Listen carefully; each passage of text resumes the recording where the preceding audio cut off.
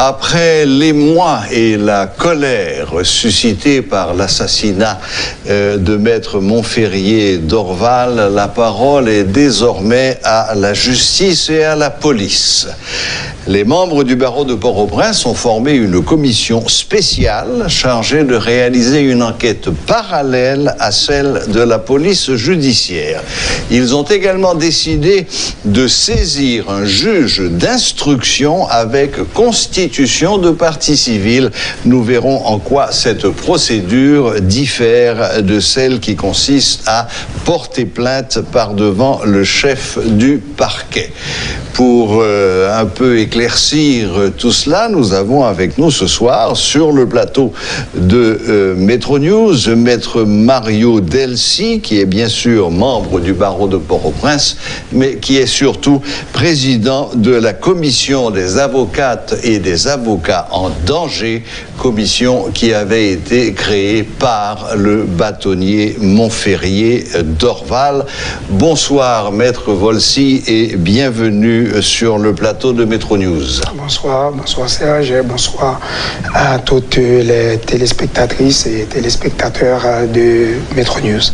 C'est un plaisir pour moi d'être ici, mais c'est aussi et avec une grande tristesse que j'ai répondu à votre invitation, mais le travail l'oblige. Je dois me présenter ici pour vous renseigner sur les différentes actions déjà entreprises par le barreau de Port-au-Prince en vue de rendre justice à notre bâtonnier assassiné le vendredi 28 août 2020. Bien, donc voilà, j'ai rappelé très brièvement que vous avez immédiatement formé une commission spéciale chargée de réaliser une enquête parallèle. C'est vous, en tant que membre du barreau, qui allez réaliser cette enquête spéciale, ou bien cette enquête parallèle, je veux dire, ou bien est-ce que vous allez faire appel à des spécialistes de la question pour vous aider à résoudre ce problème, enfin, pour sortir de l'éternel enquête se poursuit?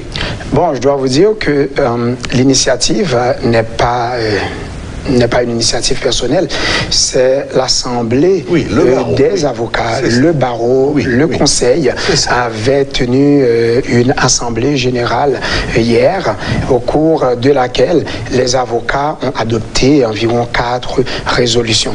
Et les avocats souhaitent vivement qu'il y ait une enquête parallèle en vue de s'assurer que le bâtonnier, que justice soit rendue à notre bâtonnier, Maître Montferrier d'Orval.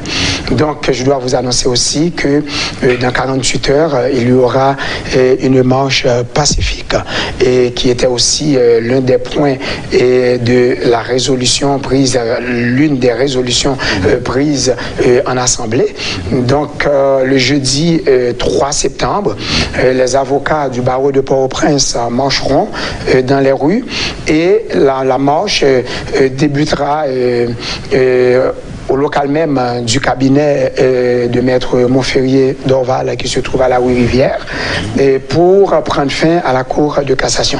Et si je ne sais pas si vous avez déjà reçu la note de presse du barreau, mais probablement cette note va être acheminée ici dans vos studios et vous comprendrez que nous passerons plusieurs heures à marcher dans les rues pour protester contre cet assassinat crapuleux de notre barreau, de notre bâtonnier et Maître Montferrier d'Orval. J'ai également, dans ma brève introduction, parlé de cette décision que vous avez prise de saisir un juge d'instruction avec constitution de partie civile, alors qu'en un premier temps, il avait été question de porter plainte par devant le chef du parquet. Alors, Vous pouvez nous éclairer un peu sur la différence entre ces procédures? Bon, mais moi je peux vous dire, je n'ai pas encore lu la plainte, et parce que j'étais vraiment occupé ces derniers temps à remplir certaines, à aider, à assister le barreau dans l'accomplissement de certaines formalités légales avec le commissaire du gouvernement, tantôt avec le juge de paix. Donc, je n'ai pas eu le temps de prendre connaissance d'une quelconque plainte qui aurait été préparée par le Conseil de l'ordre. Cependant, je peux vous dire...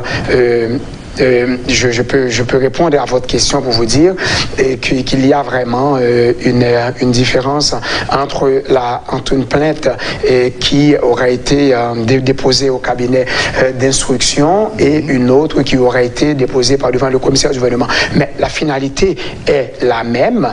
Et la finalité, c'est que si le commissaire du gouvernement reçoit la plainte, et dans ce cas-ci, étant donné qu'il s'agit d'un homicide, eh bien, ce qui va se passer, c'est que le commissaire du gouvernement devra préparer un réquisitoire qu'on appelle réquisitoire d'informer, et il devra également compiler les indices, les pièces à conviction, etc., tout ce qui aura été trouvé sur les lieux du crime, et tous les documents, les procès-verbaux qui avaient été rédigés seront acheminés au cabinet d'instruction.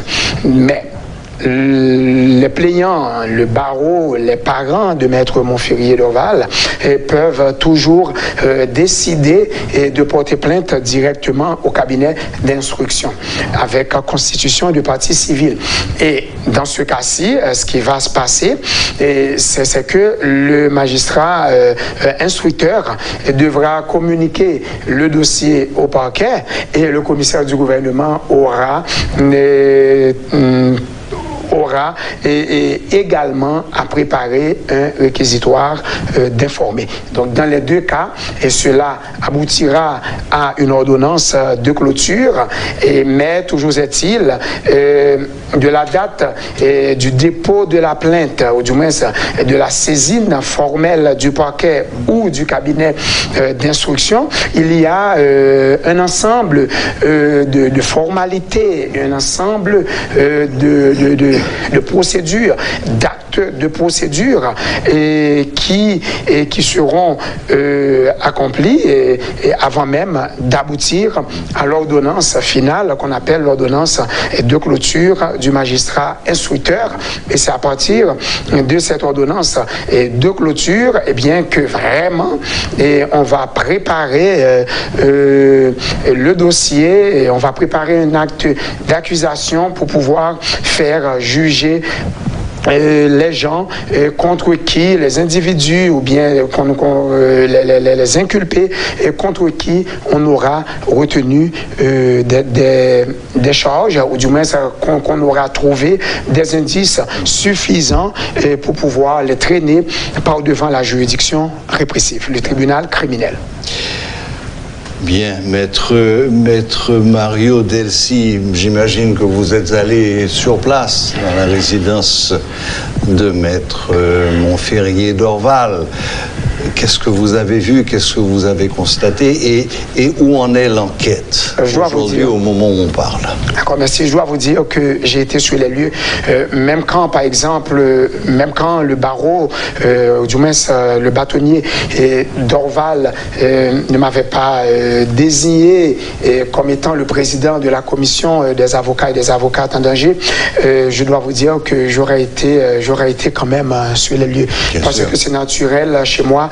Et à chaque fois qu'un avocat a un problème, à chaque fois qu'un juge a un problème, eh bien, vous allez toujours voir maître Mario Delcy sur les lieux. Pourquoi? Parce que je suis un diplômé de l'école de la magistrature, je suis un ancien juge et je suis également avocat. Donc, j'ai partagé ma vie entre la magistrature et l'avocature. Donc, je me sens obligé à chaque fois qu'un avocat, qu'un magistrat est en difficulté. Donc, vous allez toujours retrouver M. Mario Delcy, et ceci jusqu'à ma mort. Mais quand j'ai appris la nouvelle, je dois vous dire, j'étais chez moi et il y a le secrétaire du barreau qui m'a appelé pour me dire, M. Delcy, je sais que vous êtes le président de la commission, je dois vous dire qu'apparemment, M. Dorval, le bâtonnier, serait en danger. Et dans mon fond intérieur, il dit que on aurait attaqué le bâtonnier. Ce que j'ai fait, j'ai mis des pantoufles qui étaient juste devant mon lit. J'étais déjà couché. Je me suis réveillé immédiatement. J'ai enfilé, je sais pas, un maillot. Et je dois vous dire que même les boutons était vraiment mal attaché. Et puis, je suis monté dans ma voiture. J'ai appelé l'ancien bâtonnier Stanley Gaston. Et je lui ai dit que est-ce qu'il a confirmé cette information. Il a dit, on n'a pas encore confirmé. Je lui ai dit, eh bien, Stanley Gaston, je viens vous chercher. On va chez le bâtonnier. Mais croyez-moi, on m'a dit que le bâtonnier a été attaqué. J'ai oublié que cela pourrait constituer un danger flagrant. Mais mon premier réflexe, c'était d'aller secourir l'avocat qui était en danger.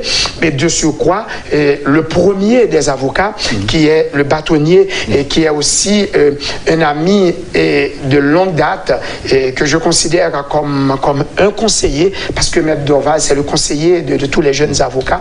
C'est vrai que je suis pas trop jeune dans la profession, mais il me considère comme un jeune avocat. Donc, M. Dorval est toujours disponible et disposé à rendre service, à assister n'importe quel avocat, peu importe son niveau de compétence. Certaines fois, M. Dorval me dit, M. Delcy, vous n'avez pas besoin de mes conseils. J'ai dit, M. Dorval, vous savez, il faut toujours prendre plusieurs avis. Il me dit, je sais que c'est pour justifier vos questions, mais je vais vous répondre. Est-ce que vous comprenez? Donc, cela m'avait touché personnellement, et on s'est rendu sur les lieux.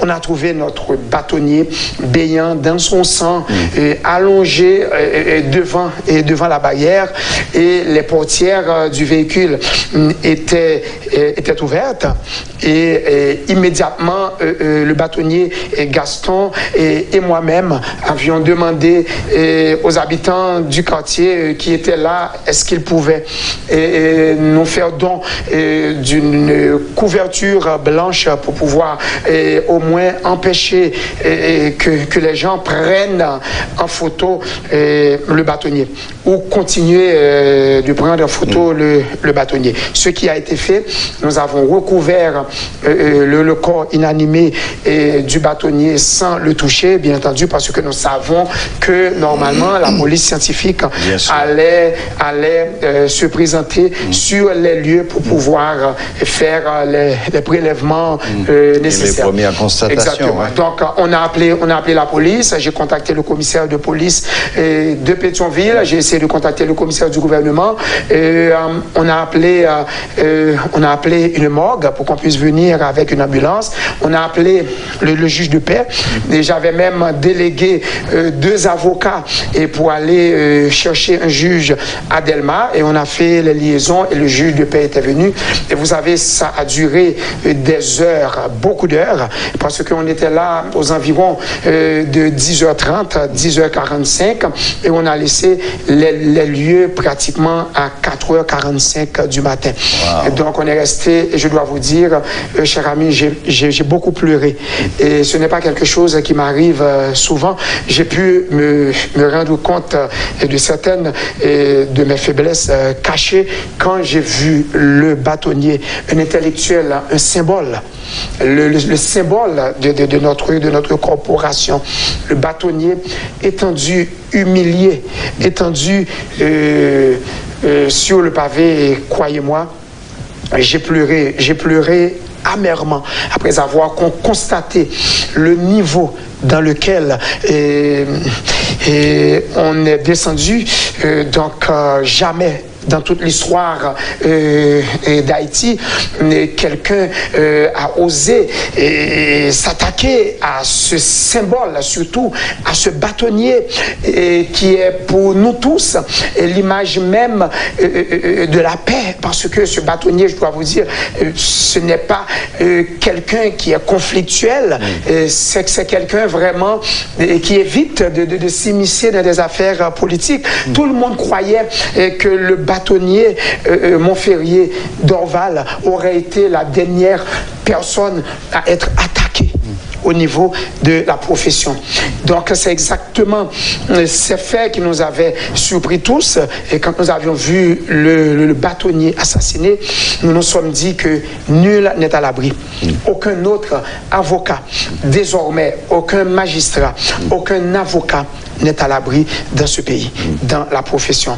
Donc le bâtonnier a mobilisé toutes ses forces et nous avions réalisé l'assemblée d'hier, et c'est l'assemblée qui avait décidé presque à l'unanimité que nous devions organiser une marche, et cette marche sera organisée le jeudi 3 à partir de la matinée, je crois c'est 9h ou 10h du matin, mais ce sera au local du bâtonnier Montferrier d'Orval, et de façon symbolique nous allons le faire, et nous allons marcher dans les rues pour signifier à ces gens, pour leur dire carrément qu'ils ne pourront pas nous détruire tous. Demain, c'est peut-être le tour de notre avocat, c'est peut-être mon tour, mais nous savons tous que quand nous avions, le jour même où nous avions prêté serment pour devenir avocat, tout comme un policier, eh bien nous avions fait le sacrifice de notre vie. Et je pense que chaque avocat pourrait aujourd'hui même répéter les mêmes phrases de notre illustre bâtonnier que nous avons tous fait, le sacrifice de nos vies. Nous vivons au jour le jour et nous ne savons pas.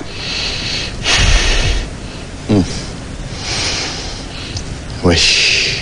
Nous ne savons pas combien de temps qu'il nous reste.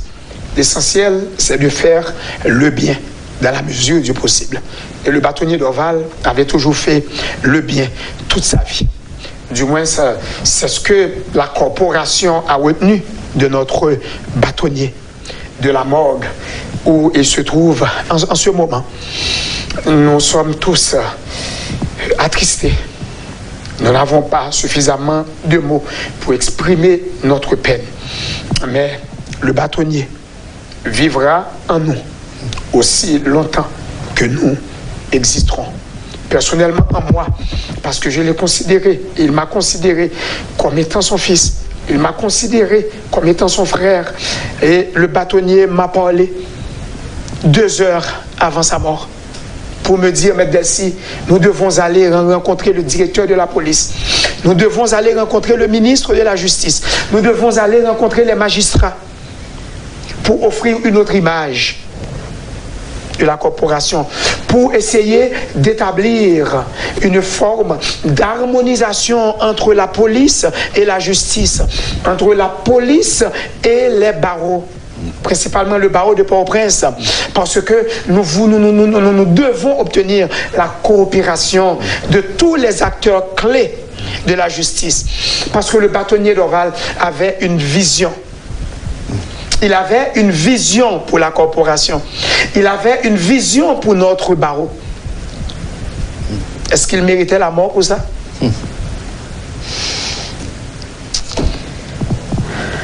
J'ai vu également que les témoignages de sympathie et d'horreur face à cette exécution, car c'est plus qu'un assassinat, c'est une exécution, et il est évident qu'il faudra trouver les auteurs intellectuels de cet assassinat, c'est pas seulement les exécutants.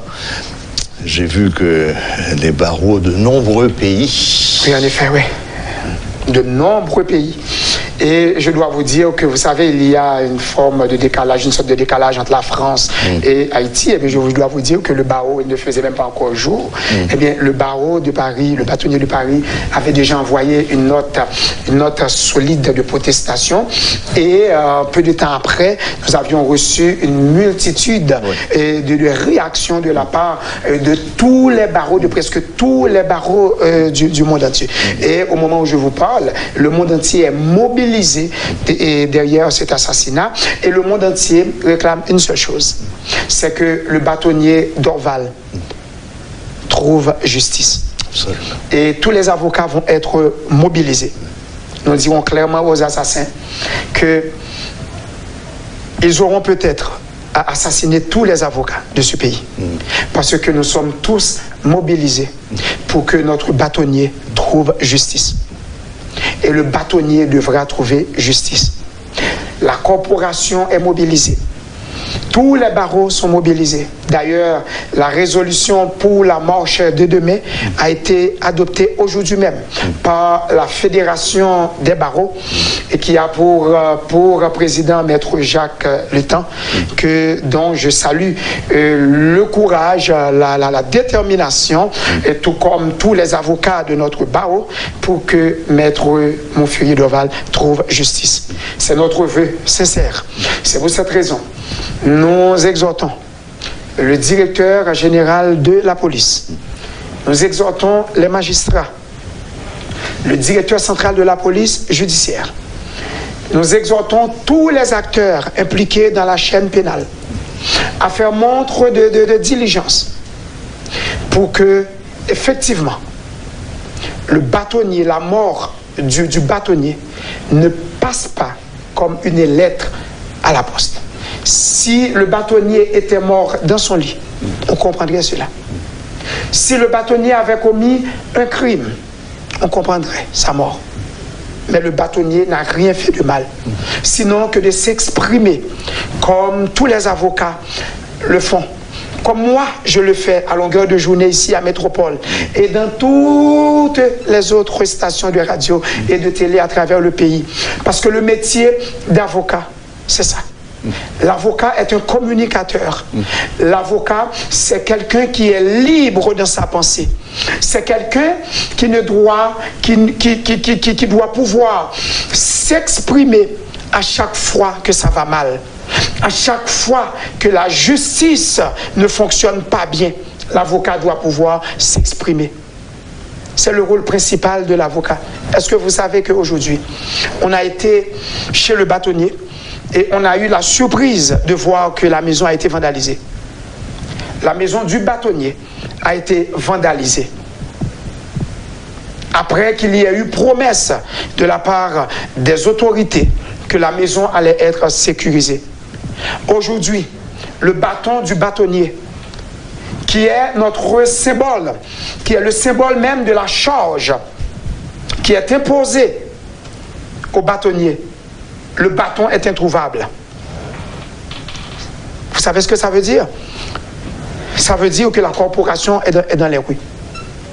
Le bâton même, c'est le symbole de la charge que toute la corporation avait confiée à notre bâtonnier. Le bâton a été volé de chez le bâtonnier. Une maison qui est sécurisée. Nous avions eu la garantie que cette maison allait être sécurisée 24 heures sur 24. Eh bien, la maison a été vandalisée. Et le bâtonnier est mort et le bâton a disparu. Voilà là où nous en sommes maintenant. Et cela nécessite une enquête parallèle à l'enquête sur l'assassinat de notre cher, estimable, notre bien-aimé bâtonnier, Maître Montferrier Dorval. Un pacifique qui vivait seul, qui disait toujours qu'il n'avait pas besoin de sécurité, parce qu'il n'a rien fait de mal. Mais il est mort quand même, il a été assassiné.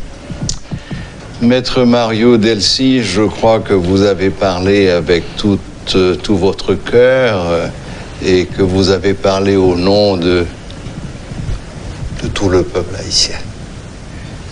Merci d'avoir fait l'effort de venir jusqu'à nous ici à Métropole pour rendre ce vibrant hommage à Maître Montferrier Dorval, et comme vous venez de le dire, il est absolument indispensable que justice lui soit rendue. Oui, comme tous les autres citoyens qui sont assassinés dans ce pays, comme tous les autres avocats, les paisibles citoyens qui sont victimes, nous pensons que la justice et droit se montrer beaucoup plus efficace et en ces moments beaucoup plus périlleux, parce que nous avons assisté à pas mal d'assassinats ces temps-ci, ces derniers jours au pays. Absolument. Nous ne savons pas combien de jours il nous reste à vivre dans ce pays, nous sommes, je dois vous dire que c'est comme si tous les Haïtiens avaient eu un contrat de vie de 24 heures renouvelable. Vous ne savez pas si vous verrez le prochain jour, parce que le bâtonnier était avec nous. Le bâtonnier installait 9 commissions, 48 heures auparavant. Et plus tard, il est mort. Merci encore une fois, merci Maître Mario Delcy. Je rappelle que vous êtes non seulement membre du barreau de Port-au-Prince évidemment, mais également président de la commission des avocats et avocates en danger, commission qui avait été créée il y a quelque temps de cela par Maître Montferrier d'Orval lui-même. Merci, bonne fin de journée et au nom de Métropole, toutes nos sympathies. Merci beaucoup et nous invitons tous les avocats, toutes les avocates du barreau à venir signifier